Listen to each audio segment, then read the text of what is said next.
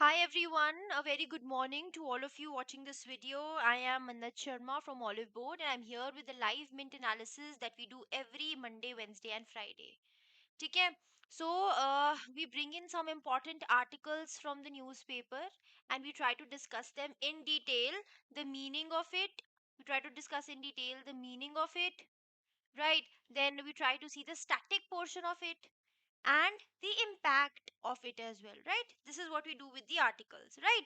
And this is important for all your regulatory exams, so you should be following this newspaper. Apart from that, if you want to download this YouTube class PDF, you can do it from the Olive Board app. Just go to the courses section. There's going to be a separate YouTube class PDFs folder. You can download the PDF from here. Fine. A very good morning, Sudarshan, John. Just let me know if my audio and video is clear so that we can have the class in a smooth manner. Till then, let us see what are we going to cover in today's session. Now, if you have read the previous uh, 2 days newspaper of the Mint, US H1B visa related news is all over the newspaper. I think maximum uh, articles were related to this H1B visa. Can anyone tell me in the comment section that what is this US H1B uh, visa and for what is this visa used? For what? US H1B visa. Good morning, Desi Gyan Academy. Okay, just write down in the comment section and tell me what do you know about this US H1B visa, and then we are going to discuss about this news. Okay. Apart from that, we are going to understand startups and the VCs. They rush to digitize India's mutual fund sellers. So there is a news related to the mutual fund distributors. Basically, if I give you the crux of it, these mutual fund distributors, they were doing a lot of paperwork. Okay, they were doing a lot of paperwork, hefty work, very cumbersome. So for them, the startups are making in the startups are making apps. Okay, startups are making applications for these mutual fund distributors so that their work is controlled, so that their work you know becomes easy. Okay, and in these apps, these venture capital funds or these venture capitalists, they are investing a lot of money. Okay, because they see a lot of potential in this. Okay, this is the crux of the news. We're going to understand this in detail. Okay. Then we have another news related to government to revamp PM internship scheme. That means if this scheme is in news, this becomes important from your exam point of view, right? Then coal fires up August core sector growth to a 13-month high. We're going to understand which are the core sector industries. Write down in the comment section and tell me which are the core sector industries, because many a times this is in news and you should be knowing the 8 core industries. Okay, there are 8 core industries identified in the country. Okay, tell me that which are these 8 core industries and what is the reason why these are known as core industries. Write down in the comment section and tell me. Okay, फिर next there's an article that GDP likely to grow at near 7% for financial year 26 according to CEA. Then you're going to do a few fact-based news and at last MCQ practice. Okay? Okay, so H1B for skilled professionals, temporary non-immigrant visa, mainly used by IT sectors. Okay, John, Sudarshan, right. Okay, now see the amount of articles that we've had. China's K visa versus US H1B visa. So we have China's K visa also. Okay, we're going to discuss about that also. Just like US H1B visa, we have China's K visa. Then, why has Trump's H1B fee spooked GCCs in India? Then, Trump's H1B visa fee hike has dealt a blow to young Indians. H1B fee hike spells gloom for Indian IT. From safe to risky bet, H1B fee hike sparks sell off fear in IT. Doctors await clarity as H1B fee may hit US offers. So we have so many articles. There were even more articles, but rather than taking a screenshot of all those, I have added maximum articles over here. ठीक है? So, what is this H1B visa? Let's try and understand the major purpose of this visa. Why is this in news? What is the eligibility criteria for this visa? What is the duration for which this visa is applicable? These kind of details are important, right? ठीक है. So H1B visa, what is it? It is a non-immigrant visa which is issued by US that allows US companies to employ foreign workers in specialty occupations that require specialized knowledge and a bachelor's degree. So basically this visa is like a work visa. Okay, it is like a temporary work visa, you can say. A temporary work visa wherein in the specialty sectors wherein skilled knowledge or skilled personnel are required, for them visa is given to them, for work purposes.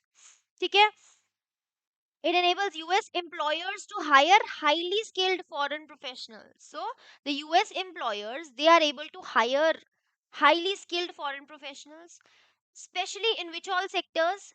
IT, engineering, finance, healthcare, and research. In these areas. Now, if you see, in all these areas, highly skilled professionals are required, expertise is required. Okay? So it is like, it fills a gap. This visa fills the gap between the skilled workforce.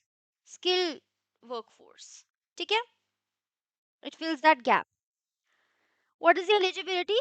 That the applicant must have a job offer from any US employer. Okay? And it must be a specialty occupation wherein expertise is required. IT, engineering, science, and all. Expertise is required in that case. You should have a bachelor's degree or higher or work experience. Okay? And duration is for 3 years, and initially it is valid for 3 years and it is extendable up to 6 years.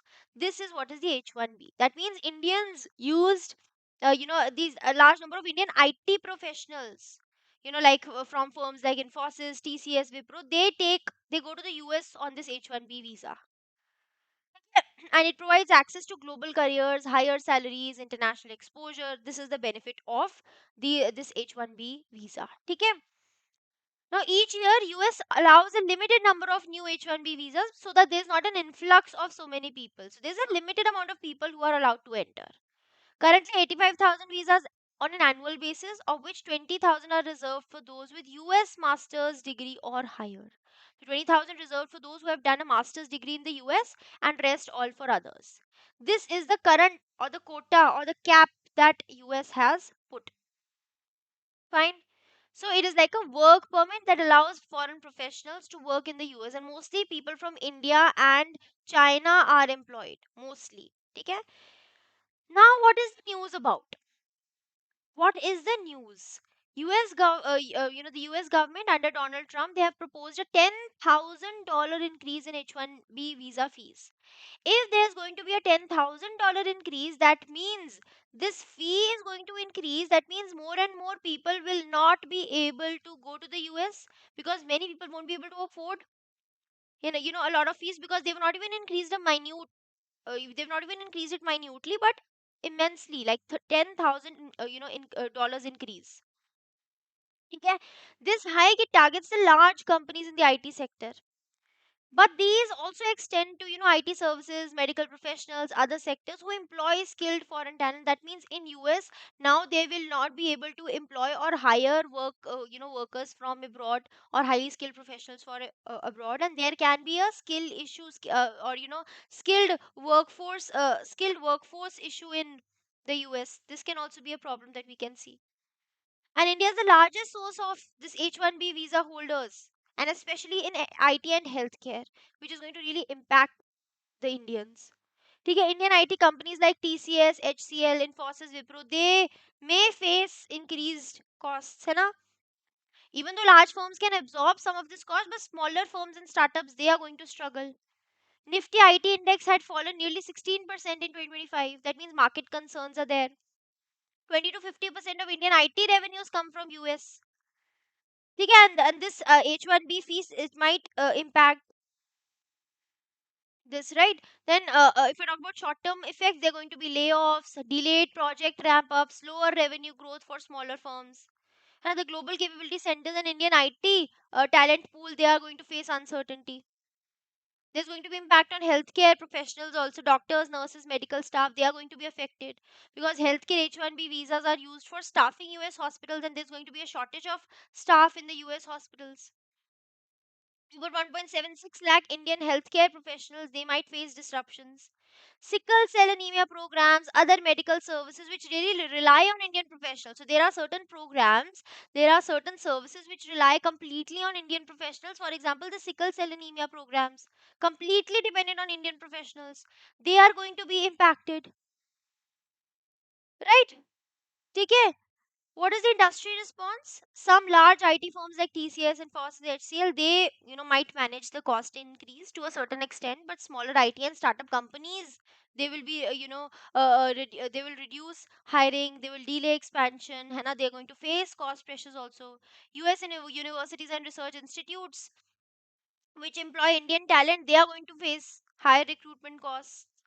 So a lot of impact we can see. If I talk about economic and policy considerations, then why is US doing so? Because we know that they are moving towards a protectionist policy. So we understand, we read about globalization, है ना? Now globalization is, they're trying to reduce, the countries are trying to reduce this globalization, they're trying to move towards protectionism, in the sense protecting the own domestic workers or domestic industry, reducing dependency on foreign skilled workers, so that more and more US people can be hired in the US. That is why they have this is a part of their strategy. And Indian IT companies are highly dependent on US markets, and this is going to really impact them. ठीक है?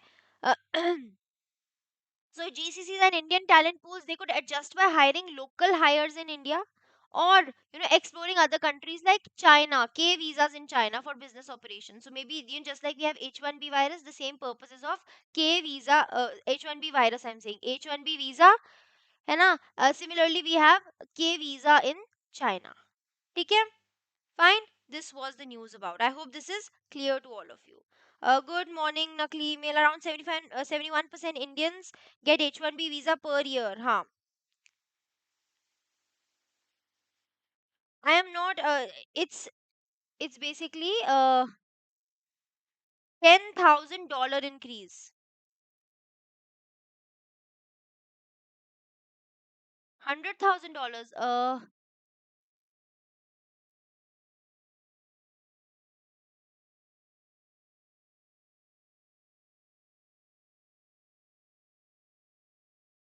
It is 100,000. Okay. Yes, it is $100,000. Absolutely correct. यहाँ पे there must have been a mistake. 10 is less over here. ठीक है, so $100,000 increase. Right, John, Shiva? ठीक है, it is $100,000 increase. ठीक है? Okay, got you. You're absolutely correct. ठीक है, please correct this. So there's going to be a fee hike of $100,000 on H1B visa. ठीक है? चलिए. I hope this is clear. So you should know what is this H1B visa, why is it required, the eligibility, the duration, and all. You should know about that. Apart from that, you should know about the different impacts on healthcare, healthcare professionals, impact on the industries, है ना, the economic policy considerations. All these impacts you should be knowing. Fine. चलिए. Next news is related to startups. VCs rush to digitize India's mutual fund sellers. See, I gave you a brief about this. That these mutual fund distributors, you're talking about these mutual fund distributors here. Most of their work was, done on paper, so they were not really digitized. So now the startups, what they are doing is they are digitizing these, they are bringing in certain apps so that this paperwork and all is reduced of these mutual fund distributors, and these venture capitalists, they are also investing in this. This is what is the basic news. Fine. ठीक है? So a new wave of tech companies backed by significant funding is building digital tools and platforms. Tickets for mutual fund distributors.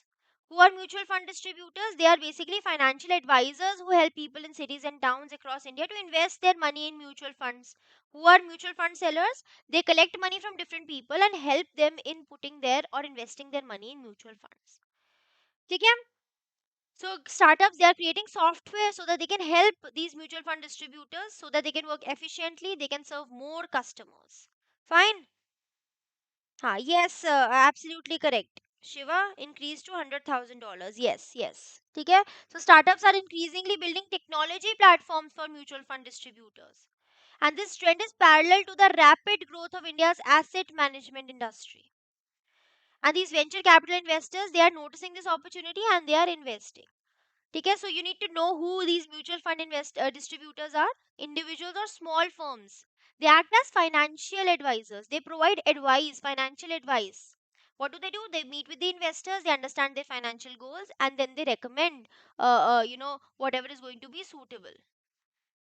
Okay, they're going to recommend whatever is suitable mutual fund schemes for them. Okay, and historically, if we see, their work has been very manual, very paperwork heavy. They involve collecting physical forms, tracking investments in ledgers, and this was a very cumbersome work. Okay, that is why we are focusing on digitizing this. So, startups like Asset Plus, Z Funds, Wealthy, they are technology companies that have identified a huge problem, that this manual work of mutual fund distributors is creating a problem and is reducing the efficiency, right? And therefore they are building digital platforms, or you can say mobile apps, software, so they can automate this mutual fund distributors work. Okay, then these venture capitalists who invest in startups and all, who invest in the firms and in promising startups, so they also see a massive opportunity in this Indian financial market, and by digitizing this large existing network of mutual fund distributors, they can really help them scale up the mutual fund industry, and that is why they are also investing a lot of money in that. Fine. And why is it important? Because this reflects that we are rising, or moving towards digitization. There's adoption of smartphones, cheap internet, digital payment systems like UPI and all, right? Fine. Then there's a massive market opportunity. There are big online platforms. We have Grow, we have Zerodha, which made it easy. You can do yourself. You can do it yourself. You can invest yourself. But many people would in India, if you talk about especially people in India, they would still, they trust and they prefer to invest through a human advisor. है ना? Still, these mutual fund distributors, or these intermediaries or brokers, they play a very important role, especially in India, right? ठीक है. Plus this is going to whatever this they're going to bring in these online platforms and all, this is going to increase the efficiency, reduce the paperwork, है ना, manage clients easily. They're going to focus on advising rather than doing just completing the paperwork. They can focus on their core activity, which is providing the advice to the people. This is the news about. Okay, Asset Plus, Z Funds, Wealthy, they are digitally transforming these mutual fund distributor operations. Okay, they're helping in simplifying distribution of mutual fund and schemes, manage client onboarding and compliance, facilitate commission settlements, improve transparency for investors. Okay, and if we take up example of startup growth and VC funding, then we have Asset Plus, which is Chennai based. It serves 1.5 million investors across 2700 plus cities. It raised 60 crore in December 2023 from investors like Kalari Capital and Bloom Ventures. We have Z Funds, which raised $6 million in May 2024. In Series B, led by Equanimity Ventures, we have Wealthy, which secured $12 million funding in August 2024. Okay?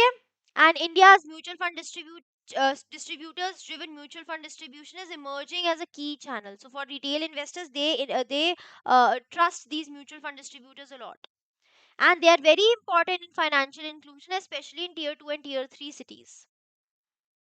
Technology adoption will ensure better compliance, transparency, efficiency.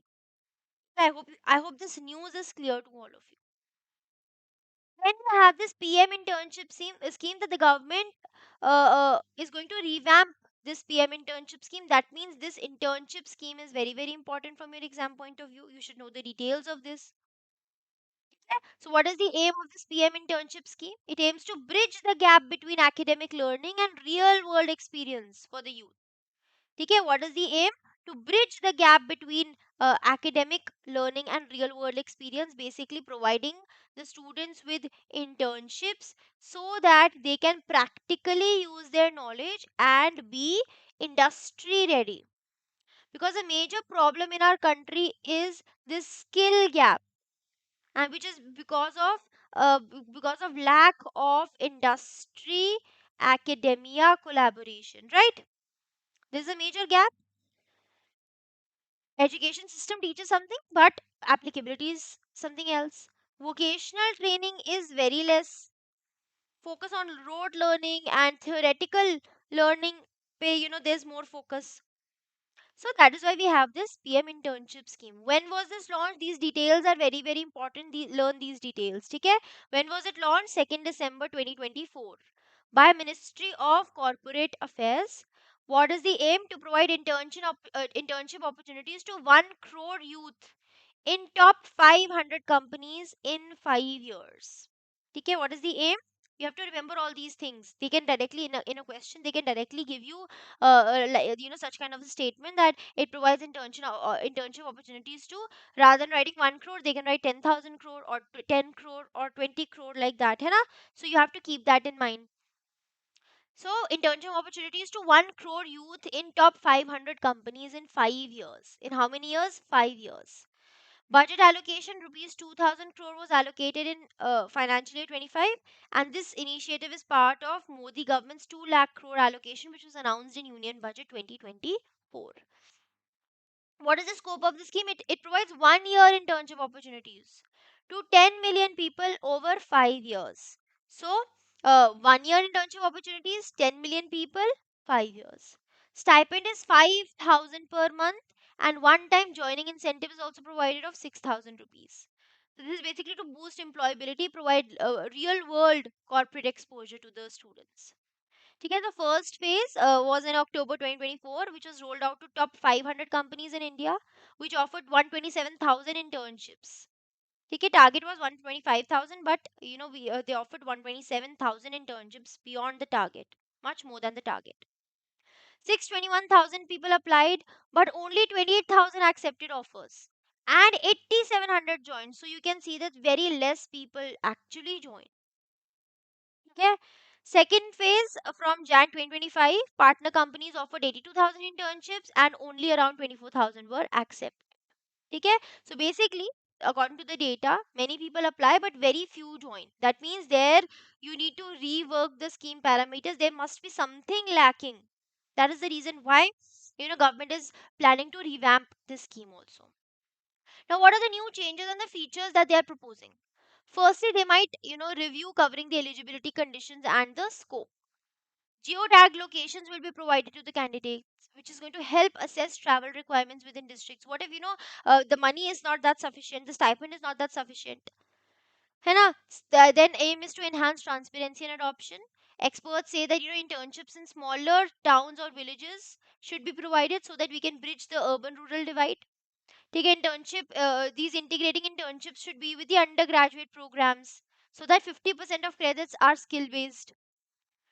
So this scheme is very important for enhancing employability in the country so that more and more people can gain skills and then become a part of the workforce. Fine. ठीक है? People actually want a lethargic life. They want a government job, an easy life. Whatever would government bring, majority won't be interested. You're right. Exactly. So people uh, nowadays people do not just want to work. And they want a relaxed life. Nobody wants to work hard as of now, if you see. है ना? चलिए free का मिल जाए. It's like many people are like that as well. And baki, yes, most of the people are towards these government job side, and most of the people want government job because there's still this in the Indian parents mentality of government job, or wherein security is there and all, so there are many factors, psychological factors. Ha, right. Chaliye, next. Coal fires up August core sector growth to a 13-month high. So, my question from all of you was that what are these core sector companies, and what are the eight core sector, what are the core eight sectors of the economy? And why are they known as core sectors, right? So, somebody had answered this question. Okay, John said steel, cement, mining, chemicals, etc. It shows the growth in the industrial sector. Okay, triple C friends. So there's this acronym that I have taught, triple C friends, right? See, core sector, or you can say, if I talk about the core sector, like coal, we have coal, crude oil, okay, cement, triple C. We have fertilizers, refinery, electricity, natural gas, and steel.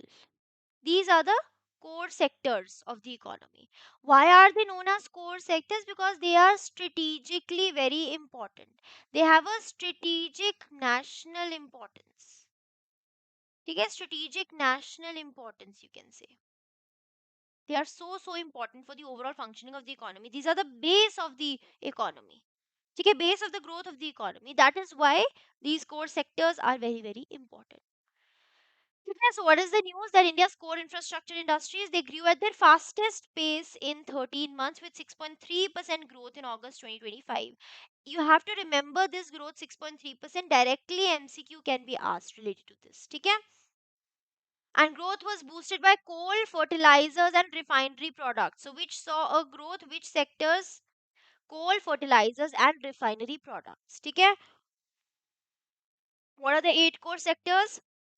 Remember it, triple C friends. This is the acronym. Okay.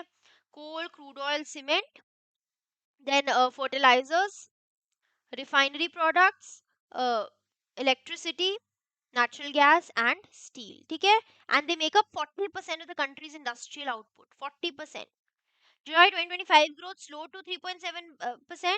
August 2024 growth contraction of 1.5%. Now, if you see here in August 2025, the sectoral performance.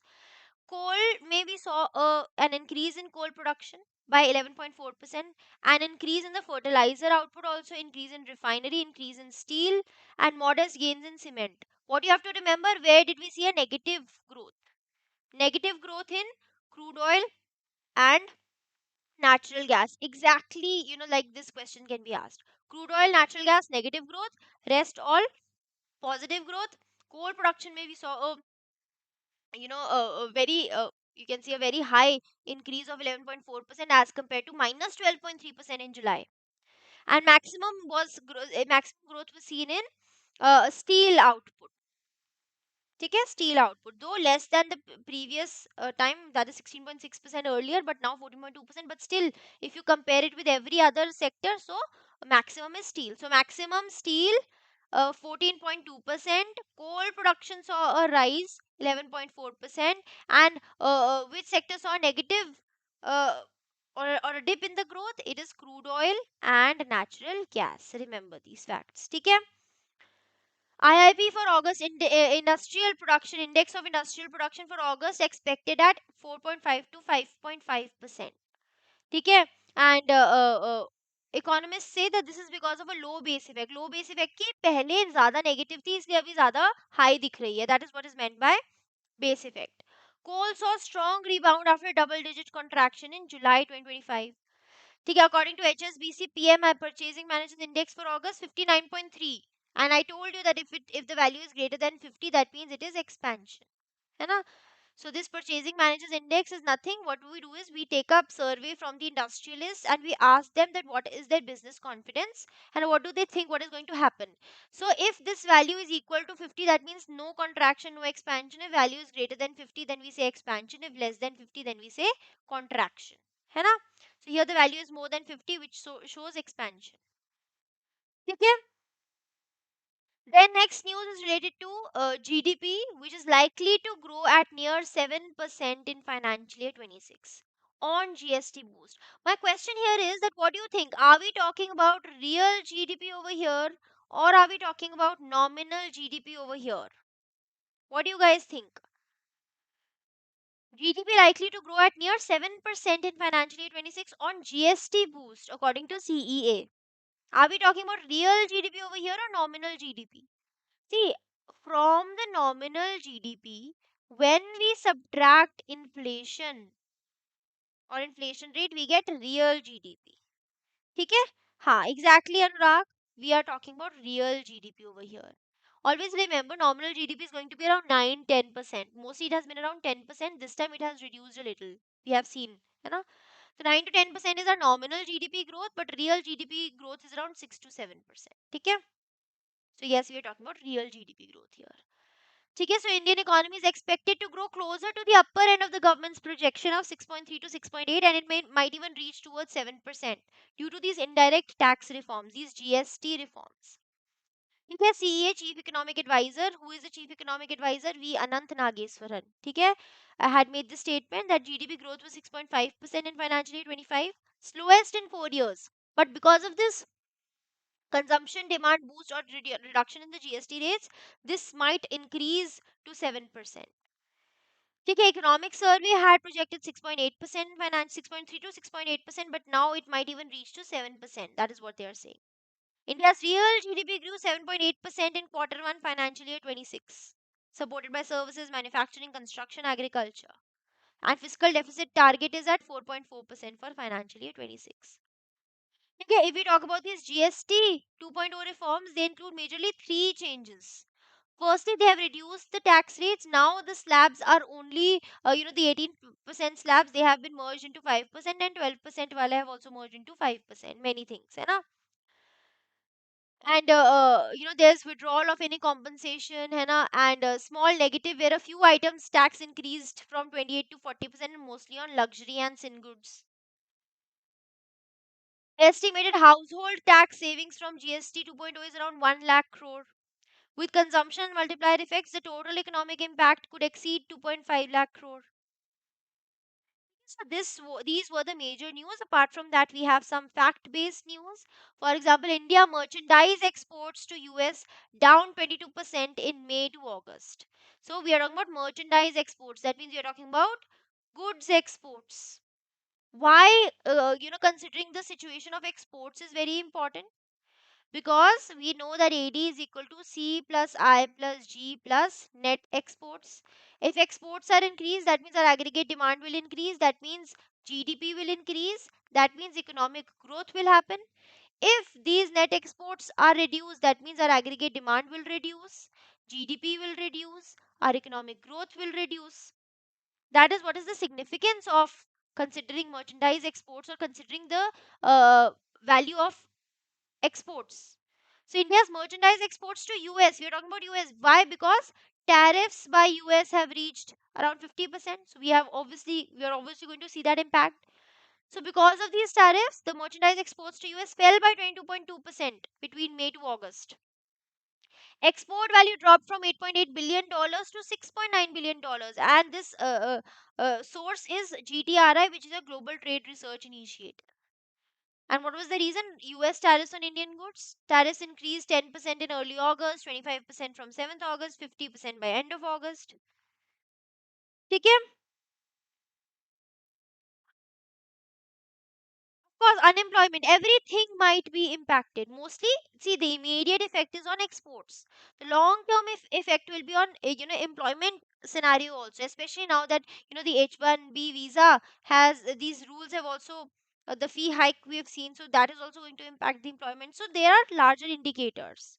ठीक है, we are immediately so we'll see the impact on exports and imports only, है ना? Then later on we are also going to see the spillover effects. ठीक है, अनुराग? Then 500 gigawatt target renewable energy developers to save 1.5 trillion rupees on GST cut. Okay, so what is this news? That India's renewable energy developers who are focusing on renewable energy and the investors, they are expected to save 1.1 to 1.5 trillion rupees because of the GST rate cut. And if in this renewable energy develop, if these face a rate cut, that means more and more renewable energy can be produced. That means this will help us in reaching our target of 500 gigawatt of electricity by the year 2030, because they are going to save a lot of money, so they can invest in those things also. So GST rate cut is part of India's plan to achieve 500 gigawatt installed non-fossil fuel generation capacity. This is our target ki by 2030 500 gigawatt of renewable energy should be produced. And if these GST rate cuts we can see in the renewable energy developer sector, then this is going to positively impact. Okay. So GST rate on renewable energy equipment has been reduced from 12 to 5%, which is actually a lot of reduction. Very positive impact. The solar cells, biogas plants, windmill equipment, in those things 12% say it has been reduced to 5%. which is a very positive thing, है ना? And this will support India's energy transition and green growth strategy. ठीक है? So these were the most important news articles from your newspaper. I hope you have understood. We have tried to cover the static portion of it also. We've tried to understand the details of everything. See, most of the newspaper, पिछले two newspapers were covered with H1B visa. Hmm? And number of articles, even in the viewpoint section, even in the normal articles and all. ठीक है? That is why most of the articles were related to H1B only, and that is why we have, as compared to the other days, we have less amount of articles. ठीक है? Now let's assess how much have you understood. Let's do a few MCQs and then we are going to end the session. Okay?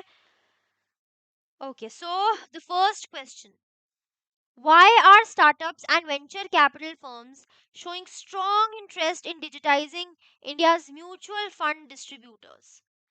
Firstly, because India's stock exchanges are merging with mutual funds due to the rapid growth of mutual fund numbers, mutual fund distributor numbers, AUM expansion, and rising retail investor participation in smaller cities.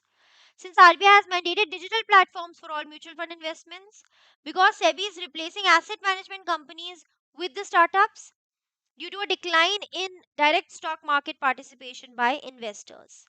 What is the answer to the first question? I want all of you answering. Shiva Sai, John, Anurag has given me the answer. Sudarshan, Desi Gyan Academy. I want all of you giving me the answer.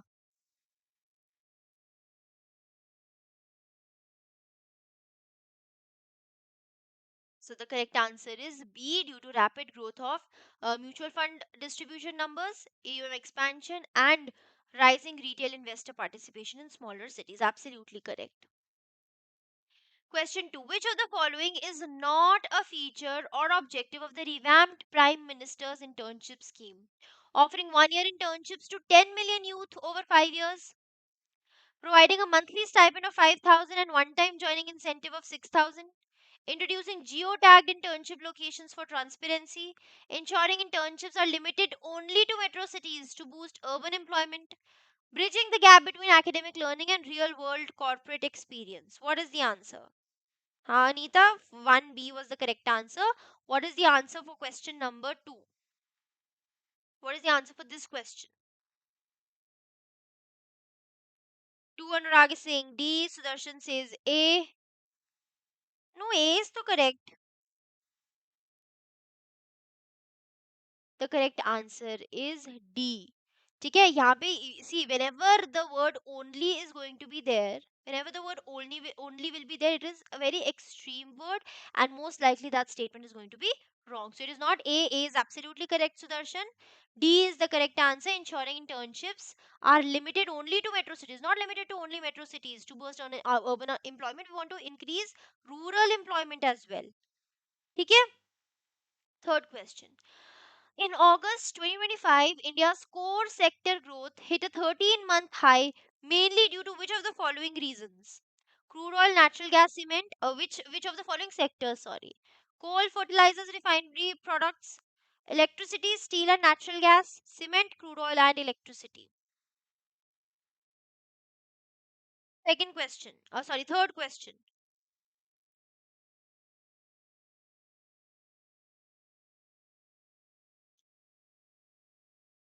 Anurag has given me B as the answer. What about others? Sudarshan, Anita, what about you? The correct answer is B. Coal, fertilizers, refinery products. We saw a positive increase in this, right? Yes, B, Sudarshan. Okay. Next question. Which of the following sectors in India is most affected by Trump's H1B visa fee hike and what is the main impact? IT sector, large firms face major layoffs due to fee hike. Healthcare sector, only administrative staff affected. IT and healthcare sectors increased costs, potential layoffs, project delays. Manufacturing sector directly affected due to H1B dependency. Question number 4. What is the answer?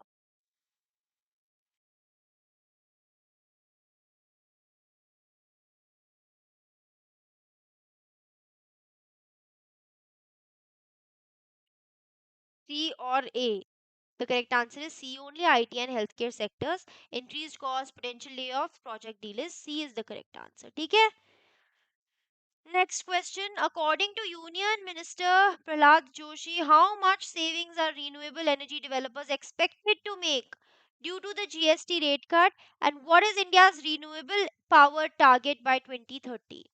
50,000 crore savings, 300 gigawatt target, 1 to 1.5 trillion savings, 500 gigawatt target, 2 trillion savings, 400 gigawatt target, 75,000 crore savings, 450 gigawatt target. Very easy question. What's the answer?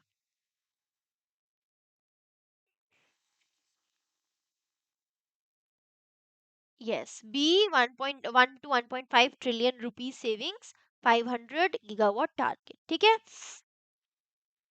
What is the projected GDP growth for India in financial year 26 and which reforms are expected to play a major role in boosting it?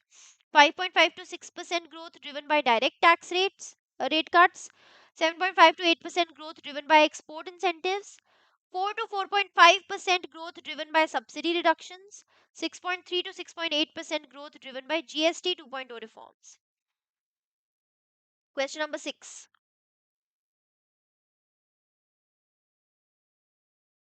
Right, 6.3 to 6.8% growth driven by GST 2.0 reforms. As per GTRI Global Trade Research Initiative, what was the main reason behind India's merchandise exports to the US falling 22.2% between May and August? Decline in global demand, higher oil prices, rising US tariffs on Indian goods, supply chain disruptions in India. Seventh question, again very easy.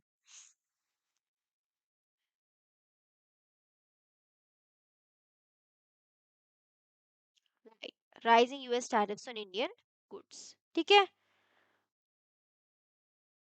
Then what was the revised GST rate equipment such as solar cells, biogas plants, windmill equipment from 18 to 12%, 12 to 5%, 12 to 8%, 10 to 6%? What is the correct answer for eighth question?